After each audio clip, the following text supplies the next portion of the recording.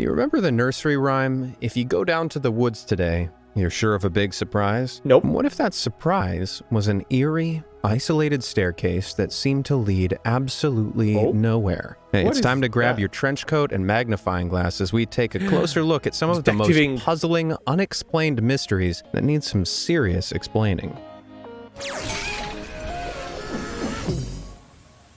Staircase in the woods.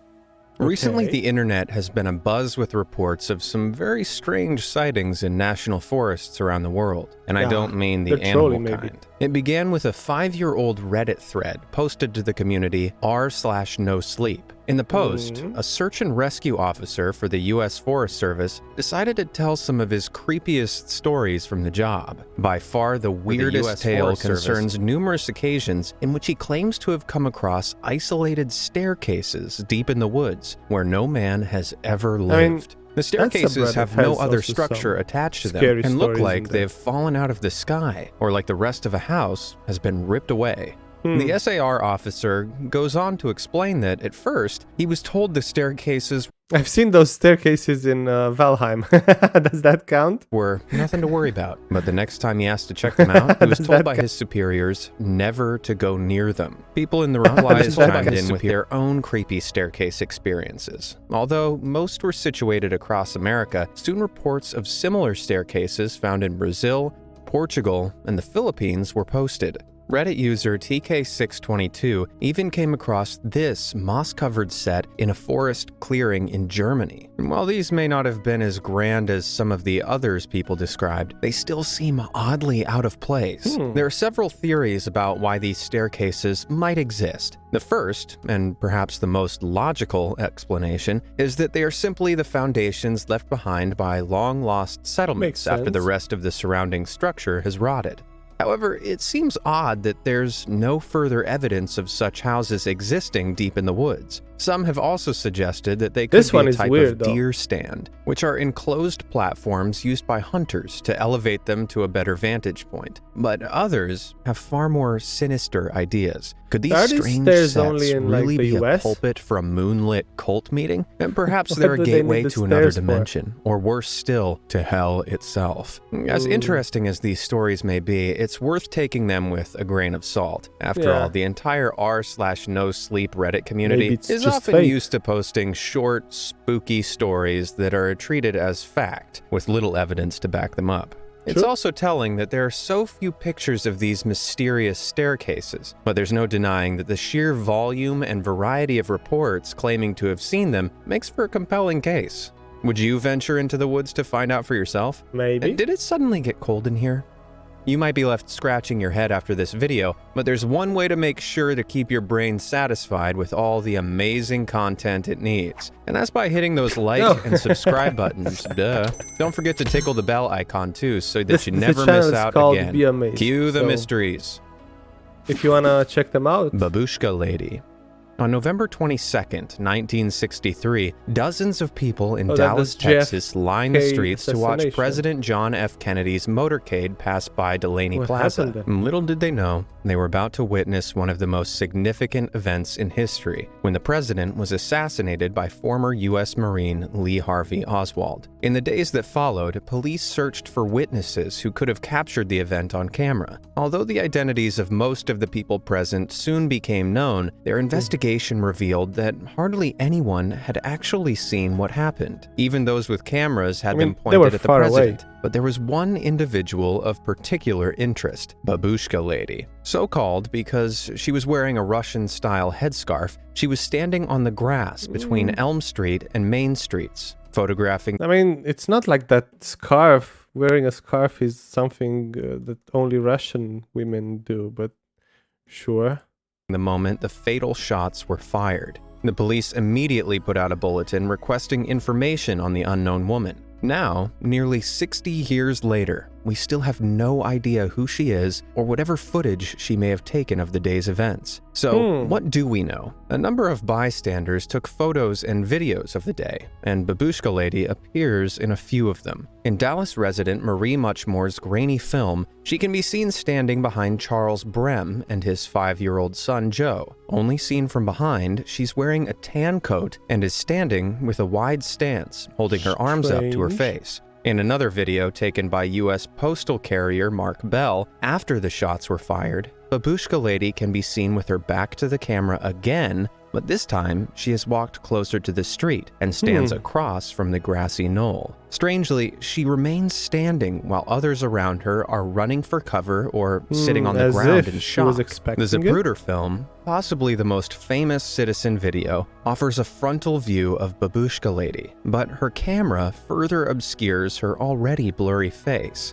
Zoom and enhance. We have the technology. No, we don't. 7 years later, in 1970, Beverly Oliver, a former dancer and singer at a burlesque club, claimed to be Babushka Lady. She said that she filmed the entire assassination on a Super 8 Yashica camera, but that 2 FBI agents seized it before she could get it developed. She even outlandishly declared that she personally knew Lee Harvey Oswald and Jack Ruby, the man who would later shoot Oswald while in custody. But her story has some significance. How are you doing today? All good? The man who visited the museum with his wife was asked to leave the museum after mockingly tapping the glass cabinet. But on their way home, the man lost control of him. Oliver was a slender 17-year-old in 1963, which doesn't fit the old woman image we see in the footage. What's more, the Yashica Super 8 camera wasn't produced until the mid-1960s. Oliver claimed that her camera was a prototype she got before it became available to the public, but her story has generally been debunked. Conspiracy theories surrounding the true identity of Babushka Lady spread like wildfire. Was she a Russian spy, a Secret Service agent, or an assassin wielding a camera gun? Some have even speculated that she was a man in drag, citing her wide stance, which seemed strange for a woman of that era. But because she never came forward to tell law enforcement what she saw that day, we may never know who Babushka Lady was. Guardian Angel. Plenty of people believe that they have someone watching over them and guiding them through life. You might find it hard to put faith in something you can't see with your own eyes, but after seeing this jaw-dropping clip, you might just have to think twice.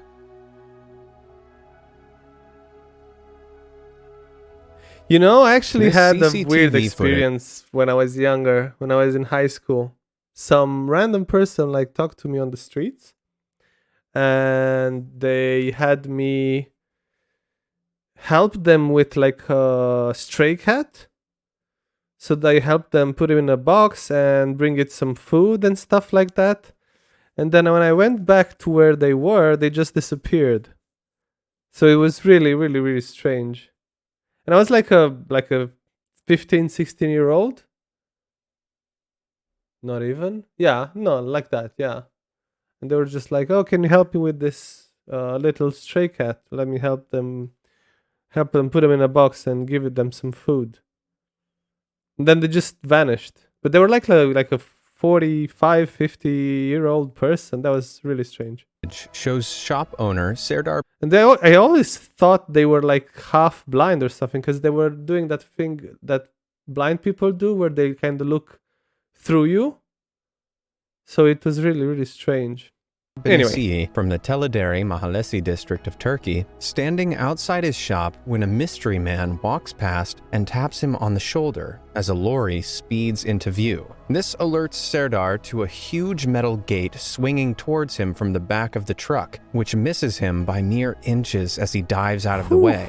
Serdar, completely speechless, looks around for someone to thank for possibly saving his life, but the man dressed in black seems to have vanished altogether. The lorry's driver later paid a visit to Serdar's shop to apologize for the terrifying near miss, but Serdar never saw his savior again. Of Of course, the video sparked a bunch of speculation after being posted to Reddit, with some claiming that the mystery man could be a guardian angel, a time traveler, or even Serdar himself sent back from the future. Those in favor of the whole guardian angel theory point to the casual demeanor of the mystery man, and how he couldn't possibly have known that the metal grid was going to be released from the van just seconds later. Of course, though, naysayers have also suggested that this could be nothing but one big coincidence. Either way, Serdar is going to be thankful to this mystery man for the rest of his life. What do you think? Does this eerie clip show a real-life guardian angel in action, or just one crazy stroke of luck? Let me know in the comments below, and if you have any similar stories to share, I'd love to hear them. Now, where were we? The Solway Firth Spaceman. On a summer's day in 1964, Jim Templeton from Carlisle, England, visited Burgh Marsh in Solway Firth, Cumbria, with his wife Annie and his daughter Elizabeth. Templeton decided to take some photos of Elizabeth in her new dress. Little did he know, one of those photos would soon make global headlines. In the photo, a strange figure can be seen standing behind Elizabeth. Apart from his wife and two pensioners sat in a nearby car, Templeton had not seen anyone else that day. In fact, he didn't even know the figure in the car. Templeton I mean, this guy looks like this guy. Maybe.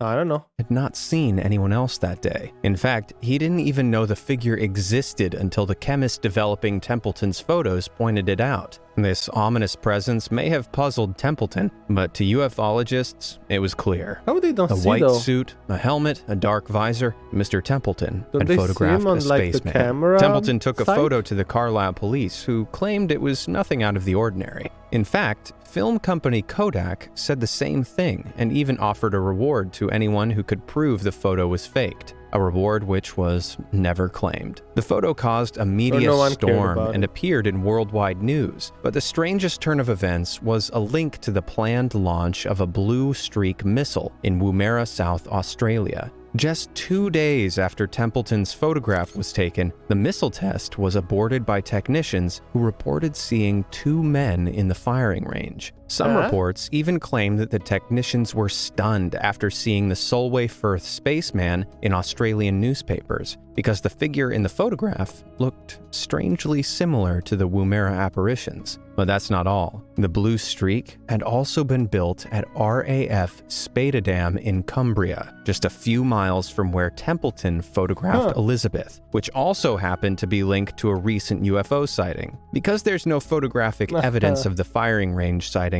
these coincidences are hard to prove, but are they too strange to ignore? Some, like Sarah Spellman, chairwoman of the Association for the Scientific Study of Anomalous Phenomena, suggests that the Solway Firth spaceman simply struck a chord with the themes of the day and some of the UFO lore of the 1950s and 60s. In another photo from the day, you can see Templeton's wife to the right of Elizabeth. Others have speculated that she may have walked into the background of the shot. If she had been standing with her back to the camera, the overexposed shot may have turned her blue dress white and her hair dark. Perhaps Templeton didn't notice her at the time, because you could only see around 70% of what was in the shot through the viewfinder of the camera he was using. Still, without any further proof, we may never know who or what Jim Templeton captured that day. Alien astronauts. The Padomski Crater. Hidden deep in the Siberian forest is a gloomy, dark mount towering over the bright green landscape known only as the Padomski Crater. This giant snake-shaped rock measuring some 130 feet high and nearly 330 feet wide is certainly a strange sight to see in the remote taiga of the North Irkutsk region. But what actually is it? For a long time... Thank you for the 50 biddies, Anonymous, and screw you for scaring me like that. That was scary. Scientists had absolutely no idea. I think they my heart still have more questions than answers. Until 1949, it was known only to locals who called it the Fire Eagle's Nest. and they believed it was a bad place and avoided it at all costs, Ooh, citing tales of people and even animals who dared to venture too close to the crater vanishing under mysterious circumstances. Russian geologist Vadim Kolpakov was the first to study the crater in 1949. It looked like a volcano, only with a strange semi-spherical dome cavity in the center. Stranger still, no trees grew on the slopes or it's in just the crater. rock, of course. At first, he wondered if it were a Maybe giant lichen, pit mine or even an archaeological artifact, but quickly dismissed those thoughts because the area was so dense. And see, there's like small bushes on it. You see green here, here, here, here. So, yeah. Yakut people could not big build trees won't grow because there's no like the ancient ground, Egyptians. no After his earth on it. expedition, Kolpakov concluded that the stone. crater had probably been formed by a piece of Also, space. Kolpakov why is this like this here? Looks photoshopped. concluded that the crater had probably been formed by a piece of space rock that sliced off the famous Tunguska meteoroid that exploded over the Krasnoyarsk region in 1908. But that was just an educated guess. As the crater gained widespread attention, theories you can see the bushes on it. What do you mean nothing grew on it? to explain its existence abounded. From a UFO landing to a piece of neutron star falling to Earth. In 2005, another major investigation, led by experienced geologist Evgeny Vorobyev, was launched. But as the team neared the crater, Vorobyev collapsed and died suddenly of a heart attack. Subsequent investigations in 2006, 2008, and 2010 were able to gather material from the site, showing that the crater formed up to 500 years ago, long before the Tunguska event. Eventually, scientists abandoned the meteoric theory in favor of the idea that the crater is some kind of geological formation. They suggested that the mount may have been formed by fluids, like hydrogen, being released underground from a gas volcano. But analysis of rings inside the trees growing close to the site has also shown evidence of a period of unnatural accelerated growth, like those seen in forests around Chernobyl following the nuclear disaster. This has led to further speculation about a hidden underground nuclear power plant, or even buried UFOs with nuclear fuel on board. For now, the Padomskia crater remains a mystery, but at least we can all confidently remove it from our travel bucket lists. Because we can't go to Russia anymore? If you're a true horror fan, the name Annabelle should be enough to send shivers down your spine. Annabelle is the haunted doll who terrorizes paranormal investigators Ed and Lorraine Warren in the Conjuring franchise, and the 3 subsequent Annabelle spin-off movies. But what if I told you Annabelle isn't purely a work of fiction? The real Annabelle doll actually resides at the Warrens' Occult Museum at Elizabeth Monroe's home in Connecticut, where it is locked firmly within a glass box. While the doll in the movie is a frighteningly real porcelain doll with long hair, the real deal is a plain-looking classic Raggedy Ann doll with red yarn for hair. But don't be fooled. As Lorraine Warren once said, looks are deceiving. It's not what the doll looks like that makes it scary. It's what has been infused within the doll. Evil. Up until her death in 2019, Lorraine Warren maintained that the Annabelle doll was nothing to be messed with. In fact, there's even a message warning people not to touch Annabelle's display box. According to the Warrens, a man who visited the museum with his wife was asked to leave the museum after mockingly tapping the glass cabinet. But on their way home, the man lost control of his motorbike and crashed head-on into a tree, ending his life. Ed Warren has even claimed that the steering wheel and brakes of the car he was driving mysteriously failed when he was transporting the haunted doll to the museum. Without any detailed reports to substantiate these claims, some may say this is all just a load of hocus pocus. But if we are to believe the Warrens, this innocent-looking doll might really harbor a vengeful evil spirit. The real-life Annabelle story allegedly began in 1970, when a 28-year-old nurse received the doll as a birthday gift from her mom. She thought nothing of it at first, but it wasn't long until things started to take a sinister turn. She would find the doll in odd positions. Spoopy doll. We're gonna just finish watching this movie because it's movie with video. That is Synod favorite doll of all time. Annabelle? Really? And then we're gonna play some Subnautica soon. I just curious, I found this channel that has a lot of unexplained mysteries and cool, interesting stuff. Or would notice pieces dolls. of parchment paper on the floor inscribed with unnerving messages like, help BTW. me. The girls Dolls turned are to a creepy. medium, and through a seance, they were introduced to the spirit of Annabelle Higgins, a 7-year-old girl who once resided at the property. Annabelle told the girls she just wanted to be Good to loved, know. so they allowed her to enter the doll. Surely that's number 1 on the list of do-nots You when can play dealing with Subnautica in malevolent VR. spirits. Did you know that? Things Really? only got worse from there, until the Warrens caught wind of Is the it a case new and thing? took ownership of the doll after determining it Yes. was being manipulated by an inhuman spirit. Spookier still, in August 2020, several doesn't say rumors anything circulated about VR. online claiming On that Steam, Annabelle at least. had escaped from her cabinet during the dead of night. Thankfully, those rumors were put to bed when Ed and Lorraine's son-in-law, Tony Spera, confirmed that Annabelle was safe and sound at the Aw. museum. Annabelle's here in all her infamous glory. She never left the museum.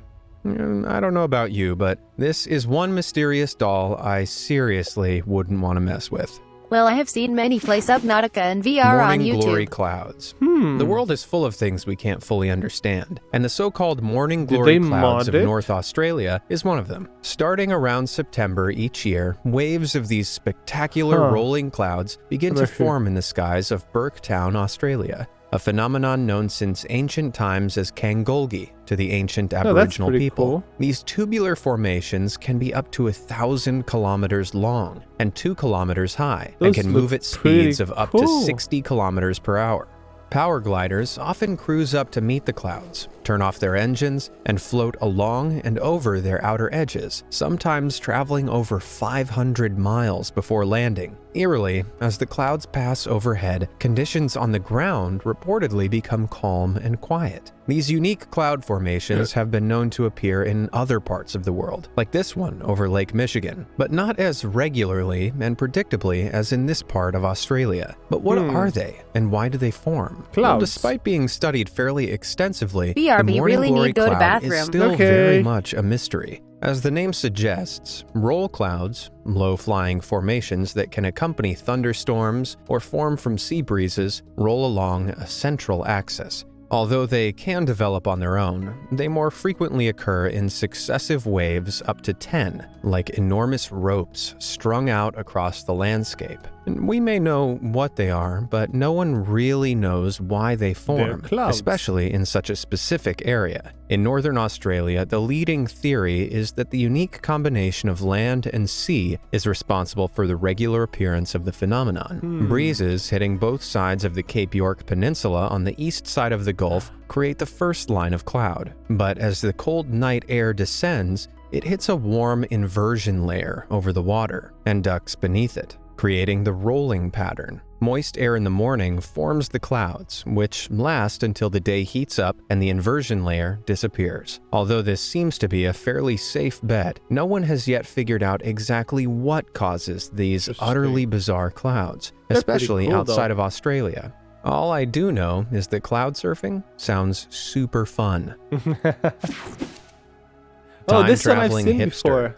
In spring 2010, the Bralorne Pioneer Museum of Central British Columbia in Canada found out what it means to go viral when one seemingly innocuous photo from a digitized collection titled Yeah, they Their call this Past guy the Lives hipster. Here found a new life online. The The photograph, time-traveling taken by an hipster. unwitting photographer in 1941, is a snapshot taken on the occasion of the reopening of the South Forks Bridge in the nearby mining community of Gold Bridge after it had been washed out during a flood the previous year. The group of spectators can be seen in the photo, but one man unquestionably stands out against the rest. He wears dark sunglasses, a jersey, and a contemporary camera around his neck. His unmistakable hipster vibe, which seems way ahead of its time, caused the photo to blow up on social media. And soon enough, internet-savvy photographers were racing to unravel the mystery. Had this stylish 21st century gentleman somehow found a way to time travel? Now, of course, many who came across the image on social media were quick to brand it as a Photoshop job, which is easy to assume until you consider that it originated from a genuine museum collection that was first made available to the public back in 2004. Although there's no way of knowing who the anonymous man is, attempts to debunk the time traveler theory have centered around his attire. Some have argued that the items featured in the photo, like the logo t-shirt, wraparound sunglasses, and portable camera, were actually readily available in the 1940s. They just weren't common. For example, his shirt bears the logo of the Montreal Maroons hockey team, who played in the NHL from 1924 to 1938. As for the camera, Kodak did make several portable cameras that were available by 1941, although it's hard to tell exactly what type he's holding. His style of eyewear, however, certainly wasn't widespread at the time. Although you were able to get a hold of glasses with protective shields in the 1940s, wraparound sunglasses didn't become readily available until some 20 years later in the 1960s. What do you think? Is this a real-life time traveler? Or just a dude who was way too hip for his time? Maybe it was just pretty cool. Monolith mystery. On the 18th of November 2020, a helicopter crew counting bighorn sheep while flying over a remote part of a Utah desert spotted a strange statue below. On closer inspection, they realized it was a gleaming metal monolith, standing proud in the middle of the Mars-like red rock landscape. The three-sided stainless steel object was about 10 to 12 feet tall and offered no clues about who could have driven it into the rock or why. But on the 27th of November, just as word started to spread, it disappeared mysteriously without a trace. Before anyone could investigate further, another large metal monolith appeared just days later on a Romanian hillside. It was spotted near the Petrodava Dacian forest, this one looks which was covered in though. squiggles and loops, unlike the smooth surface of the Utah monolith. It also seemed to have been welded together and embedded in a slot in the stone. Several days after it was found, this monolith was gone too. But it doesn't end there. Just a the next stop on this monolith world tour was Southern California, where one of the shiny objects popped up at the top of a mountain trail in Atascadero, about halfway between San Francisco and Los Angeles. I wouldn't be surprised if it was... I guess this is the thing now, right? Just a stunt. Marketing stunt or something. Everywhere. That is, until, you guessed it, it disappeared. On the first week of December, walkers then spotted a fleeting glass monolith on a beach in the Isle of Wight, UK.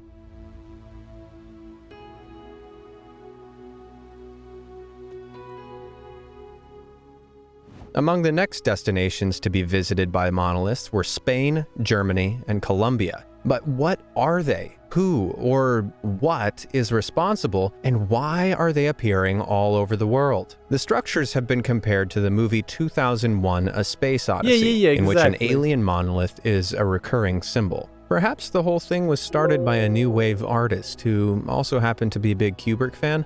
An anonymous collective called The Most Famous Artist eventually took credit for the ones in Utah and California, but said it had nothing to do with the others. In a statement, it said, "The monolith is out of my control at this point. Godspeed to all the aliens working hard around the globe to propagate the myth." Tom Dunford, a designer from West Sussex, then claimed ownership for the Isle of Wight monolith, saying he created it just for fun. But to this day, many monoliths, including the one in Romania, have not been yet accounted for. Although Colorado photographer Ross Bernards photographed 4 men dismantling the Utah monolith in the dead of night, there's no explanation as to how or why the others vanished. The best we can do for now is speculate. What do you think? Is this monolith mystery a classic copycat case, perpetuated by savvy creatives hoping for their 15 minutes of fame? Or are so-called monolith makers actually taking the credit for the work of some extraterrestrial life form? And if the latter is really true,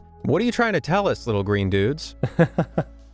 Which of these unexplained mysteries puzzled you the most? Let me know in the comments below. And why not watch this video next? It's about internet mysteries that will send you down the rabbit hole. Thanks for watching, guys. Thanks for watching, guys.